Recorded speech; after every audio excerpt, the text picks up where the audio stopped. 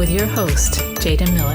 Good day, and thank you for joining me on my podcast, Think About It with Jaden Miller. Please like, share, and subscribe on my YouTube channel, and like, comment, and follow on your favorite podcast platform. Check out my website at www.jadenmiller.com, JAYDENMILLER.com. You can find me on Spotify, Apple Podcast, Spreaker, Google Podcast, Castbox, iHeartRadio, and so many more. So it is good to be back. I have not done a podcast since last year, October. Yep. I might as well just be upfront and admit to that. I don't want to say that I've been too busy. I think I've just been reassessing, just taking in life and making sure that other areas of my life have been taken care of and fulfilled. And so I have been negligent to those of you that listen, and I apologize.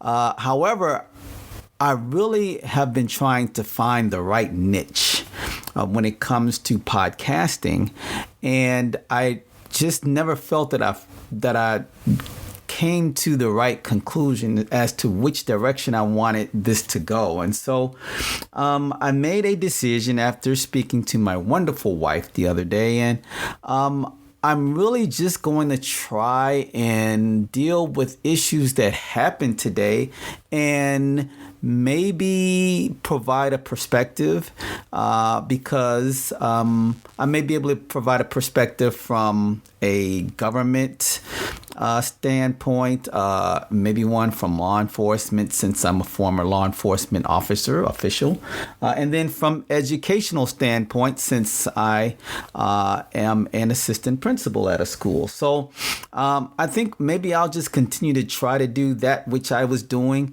but trying to be a little bit more consistent. Of course, one of the aims in podcasting is to build an audience. And so I do realize that you cannot build an audience if you do not continue to provide good information to the audience. And so I'm going to strive to continue to do that. So thank you guys for listening and coming back and checking out my podcast. Today is January 28th, 2023.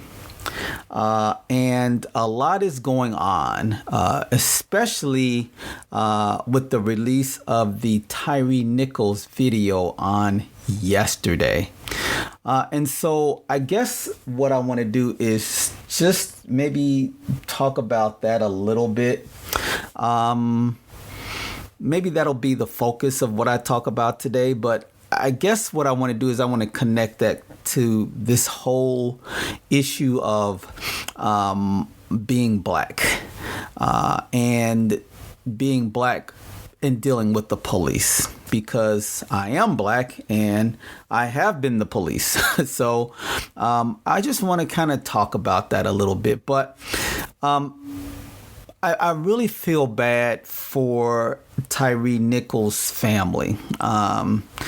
Here's a young man, 29 years old, in Memphis, Tennessee, that was the victim of an extremely violent arrest. And not only just violent, but just totally unnecessary. Okay?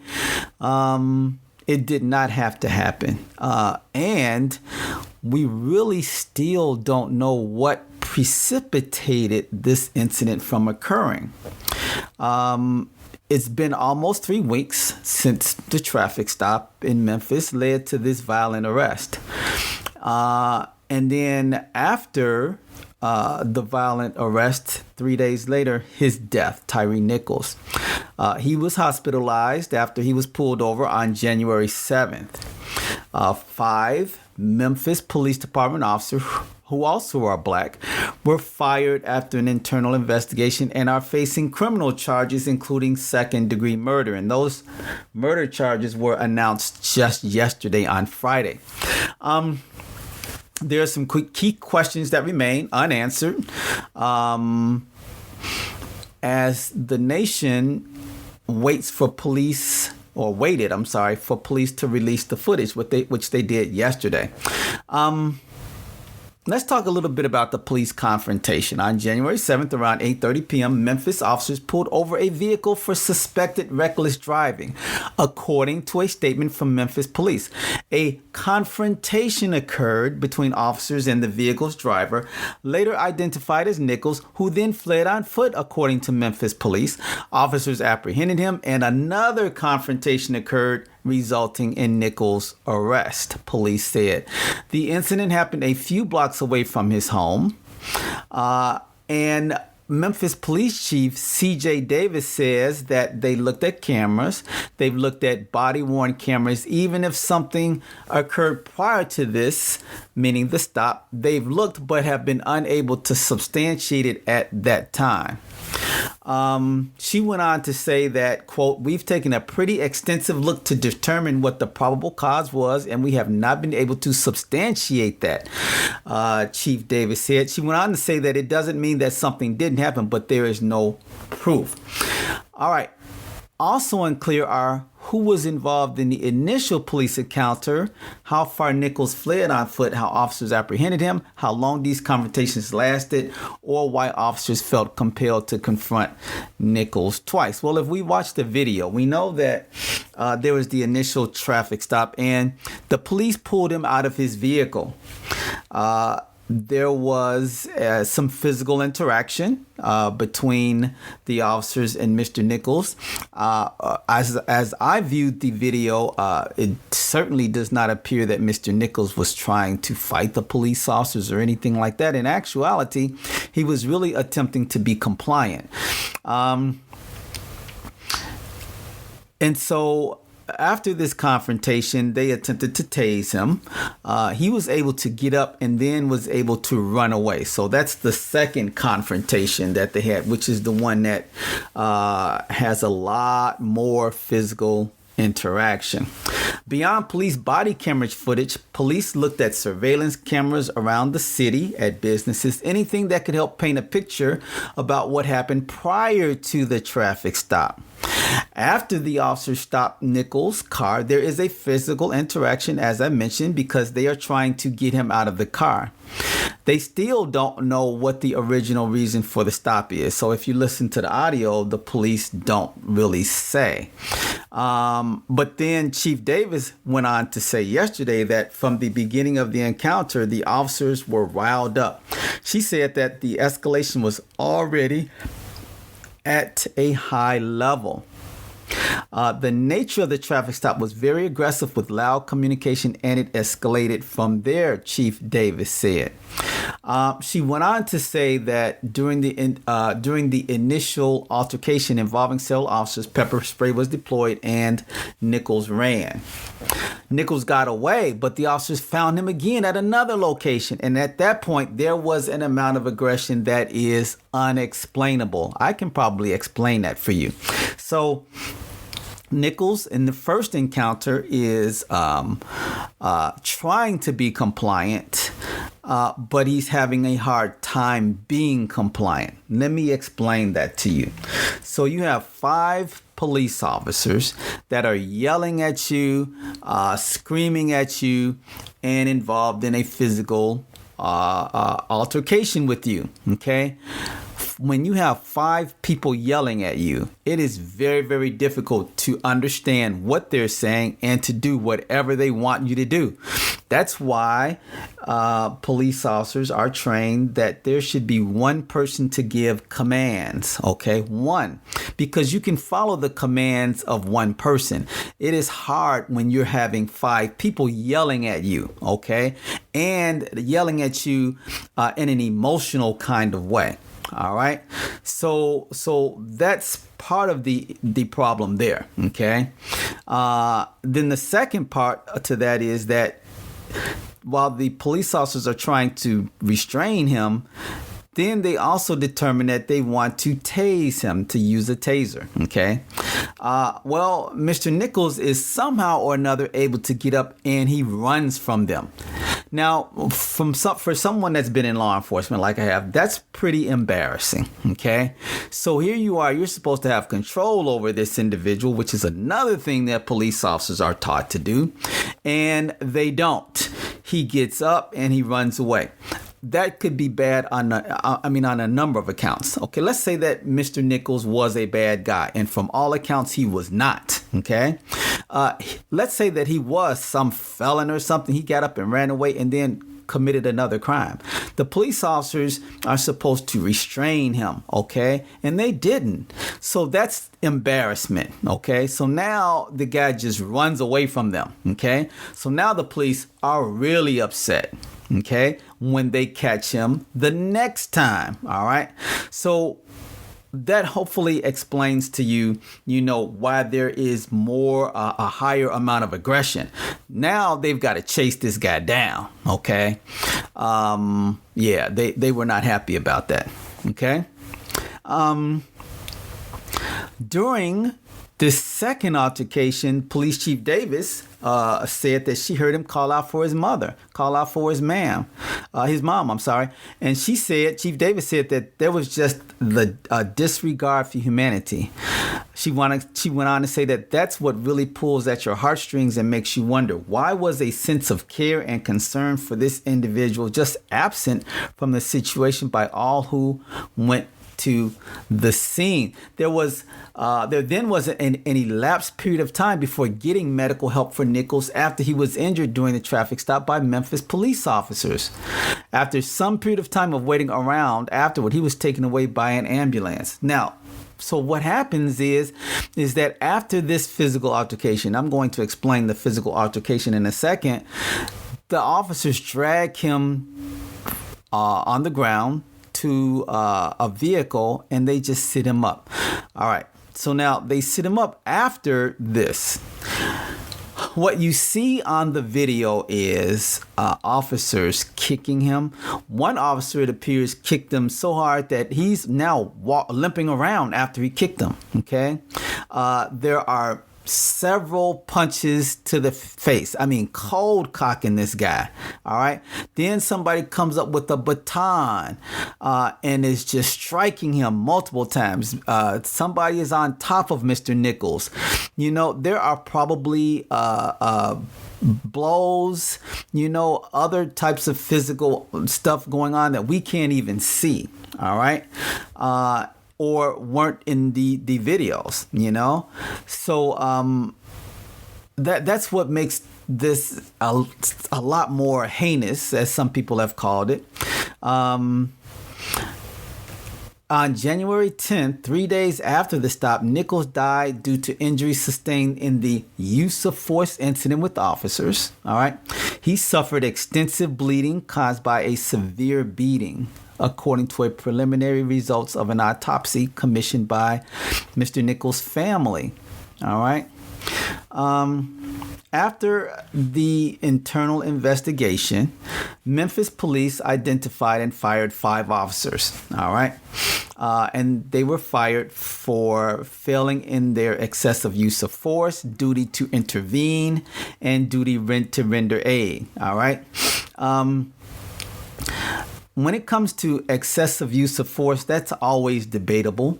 And this is the reason why often police officers win in court in situations like this, because there's this standard called reasonable.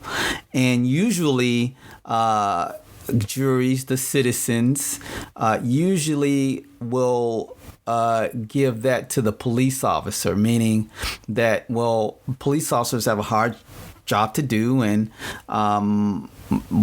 it's hard to determine what's reasonable for one person and what's not reasonable for someone else. But they have a really hard time will have a really hard time in court when it comes to duty to intervene and duty to render aid. Okay. When I was in the police academy, it was drummed into my head: render aid to the injured. Okay. Render aid to the injured. You have got to do that. You can be involved in a situation where you're fighting with the suspect or something like that. You're able to take that person into custody. But if that person is injured, you have to stop the emotional part of you that's, happy that this person is injured or what have you. And remember that there's this professional part and that there's this human part, which is render aid to the injured. And that did not happen. You can see it clearly. All right. And then there's this relatively new concept in policing called duty to intervene. Now, I say that, trepidatiously, because, duty to intervene is just something that we should do anyway. But if you don't understand police subculture, when officers are involved in a physical interaction, even though it may not be within department policy, the force may be excessive. The blue code of silence, the blue wall of silence says that you don't intervene. Okay. There's a situation not maybe last year. I think it happened in 2021, but the sergeant wasn't arrested until July of 2022, just last year. There's an individual that was in a squad car. The sergeant came on the scene, and the sergeant was getting very physical with someone who's already taken into custody. A female officer grabbed the sergeant by his belt from behind to pull him away because she felt that he was doing a little bit too much. Okay. Well, as soon as she did that, the sergeant turned around and grabbed the female officer by the neck and threatened her and told her, "I'll see you in a little bit." Okay. That was probably more of administrative threat coming from a sergeant to his subordinate officer as opposed to another physical one, because I'm sure he at some point realizes that there's a body cam on him. So this whole concept of, physical interactions and stuff like that, these things happen. This whole thing about duty to intervene, these things happen. So this female officer was intervening and the sergeant didn't like that. So again, that goes against that blue wall of silence, which some people like to think does not exist, but does. And so that's where the officers are going to have this problem, okay? The duty to intervene and duty to render aid, all right? The body cam images, the video is damning enough, but we've seen there's happened many times in our history, this country's history, where there's been video which appears to be excessive, but a jury has come back to say that it met a reasonable standard. And I can think of the Rodney King incident situation right off the top of my head. That was back in 1991. Rodney King in Los Angeles was chased in a vehicle, caught by police, and there was a physical altercation out on the street. There was an individual that caught it on camera, but those officers initially were acquitted. So, that's why I say you can have video and audio recordings of an incident, but a jury may see it differently, okay? Especially if the police officers are able to give a very, very good defense for their actions, all right?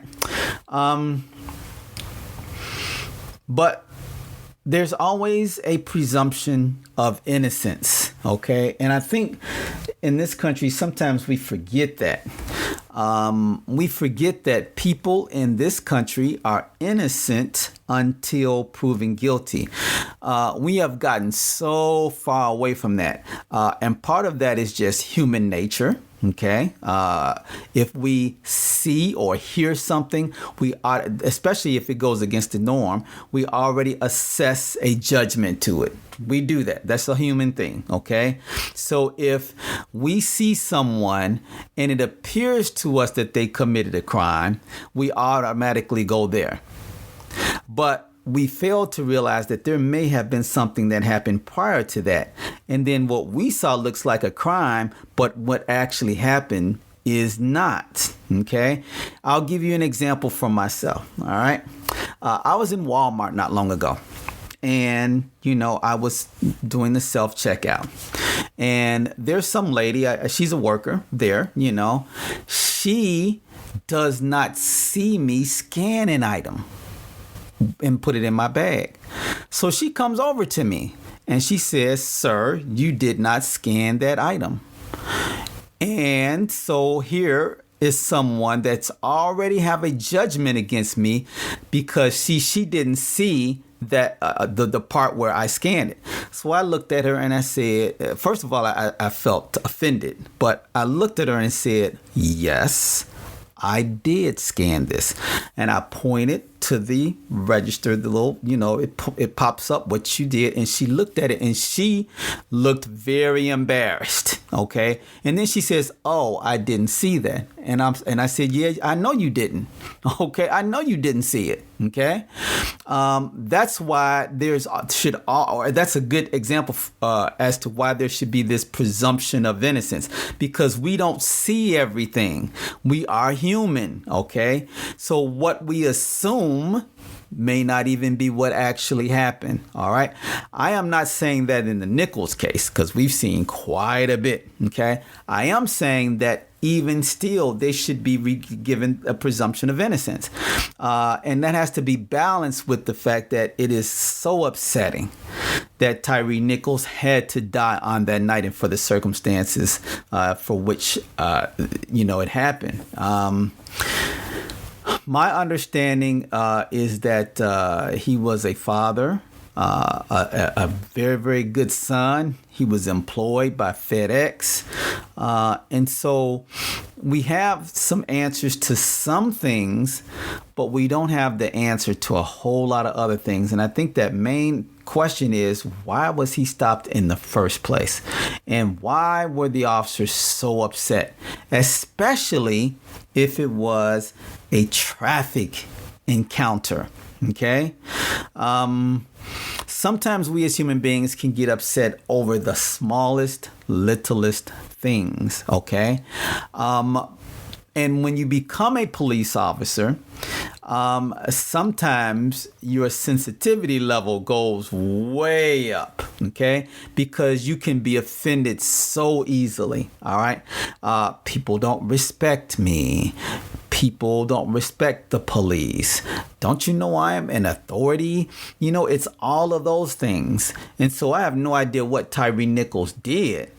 But it seems to me that whatever he did not rise to the level of the abuse that he suffered under the hands of these 5 Memphis police officers. All right. Tyre Nichols was the baby of his family. He was the youngest of 4 children, and he loved being a father to his son. His mother says that he was a good boy who spent his Sundays doing laundry and getting ready for the week. He moved to Memphis just before COVID-19 happened and got stuck there when things shut down. He worked the second shift at FedEx, as I mentioned, and he also enjoyed photography and skateboarding, something that he had been doing since he was 6 years old. He had Crohn's disease, which is a digestive issue, and so for someone to be 6'3" tall, he was rather slim at 140 to 145 pounds. All right. Again, very, very tragic situation. But let's bring in this issue of Black police officers and the Black community. All right. Well, there's a VIP barbershop that's less than a mile away from where Tyre Nichols was attacked by those Memphis police officers. And there's the shop's owner named PJ, and he described the moment he realized that Tyre Nichols was from that community. He recognized him as a quiet young man who would skate through his shop's parking lot. PJ said that he would ride his skateboard with headphones on, just coasting and minding his business. He never bothered anyone. As PJ spoke about Mr. Nichols, his violent death, and the video of his beating, the barbershop's crowd nodded in agreement that it was a shame and embarrassing. adding that it's painful to add yet another name to the long list of unarmed black men killed by the police. More difficult to discuss, perhaps, was the race of the police officers themselves. All of them were black as well. And then PJ said that he heard that a couple of them were just standing around looking instead of saying, hey, man, don't do that. Stop. You're just as guilty if you just stand there and let it happen, according to PJ. PJ said that it makes Mr. Nichols' death feel different. You know, most of the cases that we've heard about in the United States have involved white police officers. And we know the names, Rodney King and Michael Brown and George Floyd. You know, we've heard those names and so many others. It seems different, and we just have to be honest with ourselves as a nation. It seems different when it's white police officers or even, you know, maybe Latino or Asian, you know, against a black victim, as opposed to when they are black police officers and then there's a black victim. Okay. But experts on race and policing say that the involvement of black officers in Mr. Nichols' death is unsurprising. And that's because of years and years of indoctrination, feeling that black lives, regardless of who you are, whether you're black or not, don't matter. Okay? That, you know, black people perpetrate violence and there's these stereotypes of us as inherently dangerous and criminal. And so policing in this country is focused on control and subordination and violence, regardless of the race of the officer, because society views black people as dangerous and criminal. So even when you have black people in the position of law enforcement, that doesn't mean that that proposition goes away. All right. So we do know that there is more anti-black bias among white officers than black officers, but we also know that black people and black officers have anti-black bias too. You know, if you even go back in history, you know, sometimes we've watched movies or read and, you know, it seems like there's a slave, there's a plantation owner, you know, and then that plantation owner, of course, who of course was white, would have overseers of the plantation who, you know, were white. And then if there were runaway slaves or slaves that weren't acting appropriately, then the overseer would take out, you know, punishment on them. Well, sometimes we fail to remember or realize that often the white overseer would employ one of the black slaves to eke out the punishment so that they didn't have to get their hands dirty, as opposed to one of the white overseers doing it. When there were slave patrols out to bring back runaway slaves, members of the slave patrol weren't just white overseers or white people, white men. They were black ones too, that were slaves, that were under the control of their white slave masters or overseers, but had a duty that they had to do. Same thing with policing. You know, people can see it that same way. We have this system, you know, that is founded to protect white people. Yet there are black people that are within the system, some in leadership positions, some are just the rank and file, and that yet they perpetuate this, you know, systematic racism, because officers will judge a person off of a look. Because you've been trained, if they look this way, they're bad. And so until Americans take a closer look at how officers are taught, these tragic incidents of police brutality will continue to happen. I mean, there have been many, many studies. Hey, if we look back at just studies from school, you know, and again, this is the indoctrination. There's this whole thing about white supremacy and, you know, we've been taught white people are better. And so, you know, years ago when there was a choice between a black doll and a white doll, the black kids would choose the white doll, and they would choose the white doll because in their minds, what they see, even at a young age, and what they hear is that when you're white, you're right. You get better things when you're white. If it was back in, the Jim Crow area, if you were white, you got to sit at the front of the bus. If you're white, you got to sit in the nicer restaurants. If you're white, you got to use the better public accommodations, whether it be hotels or sinks or water fountains or what have you. And not to mention schools. I mean, black kids would have to walk past the really, really nice white schools in order to get to the one-room shack black schools. So when you've seen all of that, okay, whether your life is short or whether your life is long, that perpetuates that belief in white supremacy, that white is right. And you carry that with you into professions. And so when you see a dark-skinned black man that's 6'3", automatically there can be this assumption that this person is a wrongdoer, is a criminal, is up to no good.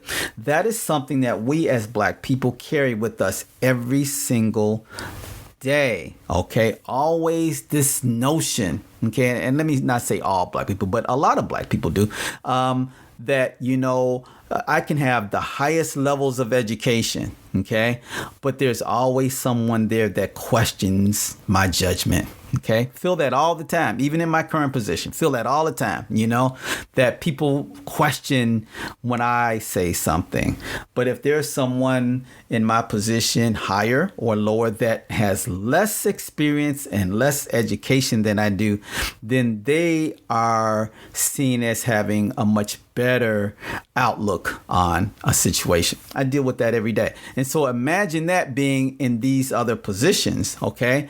You have that going on with you every single day. All right. So it's difficult. It's very, very difficult. My hope always is that we as a nation, that people in law enforcement, that human beings in general will learn from incidents like this. Because if we don't, then Tyre Nichols' death is in vain. Okay. All right. It's really a shame that people have to die for change to come. The city of Memphis has done an excellent job in quickly releasing the video, quickly having an internal investigation, and then ultimately charging these officers, because this usually does not happen this quickly. Okay. Usually what will happen is police departments, city leaders, will rally around each other to find a way to denigrate the victim, okay, to make that person look bad. For example, to make it seem as though, here, we can actually even look at the George Floyd situation. You could make, because he had a criminal record, okay, then this person must not be a nice person. He must be a bad person. Well, at that date and at that time, he was not involved in any criminal activity, okay, all right. But again, the assumption is when the person is black and they have a criminal record, okay, then that person does not get the benefit of the doubt. They are already guilty. But if you're white and you have an extensive criminal record, which a lot of white people do, okay, that are in positions of authority, yes, it's true, but yet they don't get the same lens. They don't get seen through the same lens. Okay. And that's the frustrating thing to people of color. So again, it is my hope that police departments throughout the nation, that people in authority will take a look at this situation, and that there be change in terms of how we view one another. Okay. See, it's one thing to want the police to change, but the police are a microcosm of the larger society. Okay. And the fact of the matter is that the communities across the United States want the police. Okay. They do. And I would beckon to say that if this was an incident with someone who had a gun, who had assaulted several people, and the police were using this type of force against him, that not very many people would bat an eye. Okay, some would, of course, but a lot of people wouldn't. Okay, so it's situational. All right. it seems to me that we as a nation need to really try our best to start moving away from this whole concept of what a person looks like and what color skin they have. Okay, because it's always screwed us over as a country. It has never been good for us. And in 2023, we still don't realize this. Okay, from the founding of this country, okay, to now, we have been involved in racial turmoil since the very beginning. Okay, I mean, since the Declaration of Independence, since the fighting of the Revolutionary War, we have been embroiled, all right, in this negative racial tension. Okay, whether it be blacks, whether it be Native Americans, whomever. Okay, we have been embroiled in this racial tension, this turmoil since the founding of this country, and it has not let up. So I think what needs to happen is there needs to be less, trying to determine, what trainings need to be worked out or changed for police officers, and that more of the funding and the training needs to be towards how are we as a nation going to help turn the tide and stop looking at people for the color of their skin and start looking at them for the content of their character. Someone very, very important said that once. All right. Don't forget, check out my website at www.jadenmiller.com. Please like, share, and subscribe on my YouTube channel, and like, comment, and follow on your favorite podcast platform. You can find me on Amazon, Podvine, iHeartRadio, Castbox, Google Podcasts, Spreaker, Apple Podcast, and of course, Spotify. I look forward to rapping with you guys during the next episode. Yes, I will keep them consistent. All right, everybody, have a great day. Thank you for listening to Think About It with Jaden Miller. Don't forget to like and subscribe to his YouTube channel, and like and follow on your favorite podcast platform.